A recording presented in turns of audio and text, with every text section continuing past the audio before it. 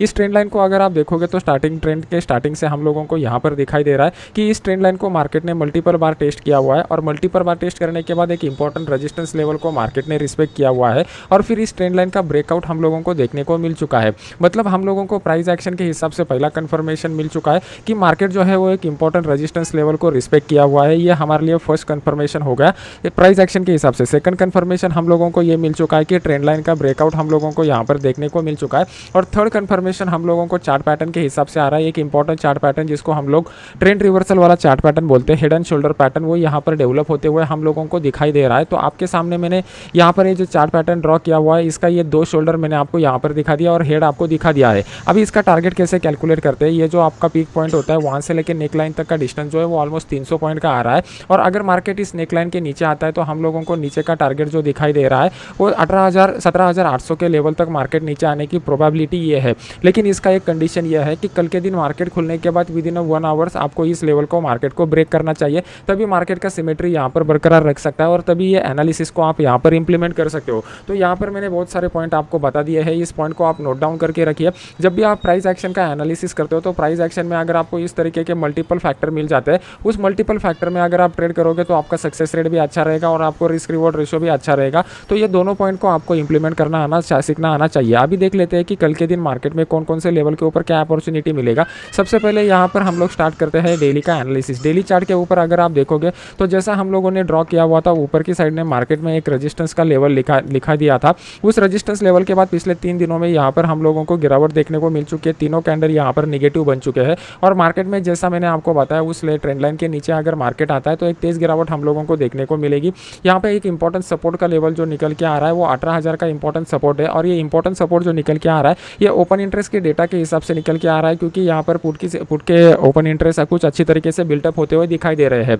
Generally आप लोग weekly expiry में और मंथली एक्सपायरी में ट्रेड करते हो तो फ्राइडे के दिन क्या होता है, जब भी नया कॉन्ट्रैक्ट लॉन्च होता है तो वीकली एक्सपायरी में ओपन इंटरेस्ट का डेटा थोड़ा कम दिखाई देता है। लेकिन अभी ये मंथली एक्सपायरी एक्टिव होने वाला है तो मंथली एक्सपायरी में हम लोगों को एक बड़ा ओपन इंटरेस्ट का डेटा ऑलरेडी बिल्टअप होता हुआ दिखाई दे रहा है। प्लस कल का जो तारीख है, मतलब कल के दिन 19 तारीख है, 19 मई एक इंपॉर्टेंट टाइम साइकिल डे आ रहा है। तो इस टाइम साइकिल डे के ऊपर हम लोगों को एक बड़ा मोमेंटम देखने को मिल सकता है, तो उस मोमेंटम के लिए आपको तैयार रहना है। अभी ये टाइम साइकिल डे क्या होता है इसको समझने की कोशिश कीजिए। यहाँ पर हम लोगों को जो प्राइस दिखाई दे रहा है, इस प्राइस को हम लोग जब एनालिसिस करते हैं तो उसका एनालिसिस प्राइस एक्शन के हिसाब से होता है। इसको हम लोग वाई एक्सिस बोलते हैं। यहाँ पर हम लोगों को जो एक्सिस दिखाई दे रहा है इसको हम लोग एक्स एक्सिस बोलते हैं और यहाँ पर टाइम का एनालिसिस होता है। प्राइस के एनालिसिस से हम लोगों को पता चलता है कि मार्केट में कितना प्राइस मोमेंटम हो सकता है, इधर ऊपर की साइड में और नीचे की साइड में। और यहाँ पर हम लोगों को टाइम का एनालिसिस जब हम लोग करते हैं तो हम लोगों को यहाँ पर पता चलता है कि रिवर्सल कब हो सकता है। रिवर्सल में आप उसके डेट कैलकुलेट कर सकते हो, प्लस उसका टाइम भी आप निकाल सकते हो। अगर आप पोजिशनल ट्रेडिंग कर रहे हो तो पोजिशनल ट्रेडिंग में आपके लिए डेट इंपॉर्टेंट रहता है। लॉन्ग टर्म के लिए अगर आपको डेट पता रहेगा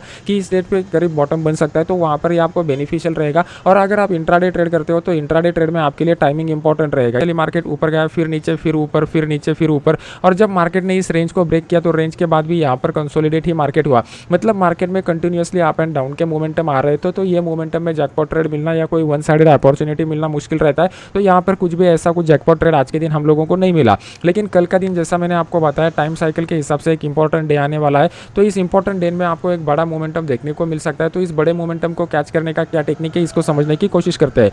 तो सबसे पहले हम लोग डेली चार्ट का एनालिसिस करेंगे। अभी आपको मैंने डेली चार्ट ओपन किया हुआ है। डेली चार्ट में अगर आप देखोगे तो आपको क्लियर कर दिखाई दे रहा है कि जो हिस्टोरिक हाई मार्केट ने बैंक निफ्टी में लगाया हुआ था, मार्केट ने उसको रिस्पेक्ट किया हुआ है और यहाँ पर 3 दिनों से लगातार हम लोगों को बेरिश कैंडल दिखाई दे रहे हैं। इस बेरिश कैंडल में एक बात को आपको समझना पड़ेगा, जब भी हम लोग निफ्टी के चार्ट का और बैंक निफ्टी के चार्ट का सिंकिंग करते हैं तो वहाँ पर बैंक निफ्टी में वीकनेस थोड़ा कम दिखाई दे रहा है, मार्केट में नीचे की साइड में हम लोगों को बाइंग दिखाई दे रहा है। तो ये पॉइंट को नोट डाउन करके आपको रखना पड़ेगा कि मार्केट जो है वो यहाँ पर एक निगेटिव सेंटीमेंट बता तो रहा है, लेकिन मार्केट में ज़्यादा गिरावट हम लोगों को देखने को नहीं मिल सकती है। तो यहाँ पर हम लोगों को कहाँ पे बेस्ट ट्रेडिंग अपॉर्चुनिटी मिलेगा ये समझने के लिए हम लोग 15 मिनट चार्ट के ऊपर जाते हैं। अभी आपके सामने मैंने 15 मिनट का चार्ट लगाया हुआ है। तो 15 मिनट के चार्ट में ये जो ट्रेंड लाइन मैंने ड्रॉ किया हुआ है ये बहुत ही क्रूशियल ट्रेंड लाइन है। अगर मार्केट इस ट्रेंड लाइन के ऊपर निकलता है तो यहाँ पर जितने भी लोगों ने नीचे की साइड में पुट कॉल के पोजीशन को राइट किया रहेगा, यहाँ पर राइटर लोग ट्रैप हो जाएंगे। जिन्होंने भी सेल के पोजीशन बनाए रहेंगे वो सब लोग ट्रैप हो जाएंगे। तो 44,000 के नीचे के जितने भी स्ट्राइक प्राइसेस है वहाँ पर हम लोगों को ट्रैप होने की वजह से ऊपर की साइड में एक शॉर्ट कवरिंग का अपसाइड का मोमेंटम देखने को मिल सकता है, जिस केस में हम लोग 44,000 का जो कॉल है वो 44,000 के कॉल को यहाँ पर बाय कर सकते हैं। इसको बाय करने के बाद बाद हमारा स्टॉप लॉस कौन सा आएगा, जो यहाँ पर मार्केट स्विंग लो लगाएगा हम लोग इसको स्टॉप लॉस कंसीडर करेंगे। पहला टारगेट हमारा ऑलमोस्ट 150 पॉइंट के करीब का आ रहा है। ये टारगेट को अचीव करने के बाद और भी मार्केट ऊपर का मोमेंटम दिखा सकता है।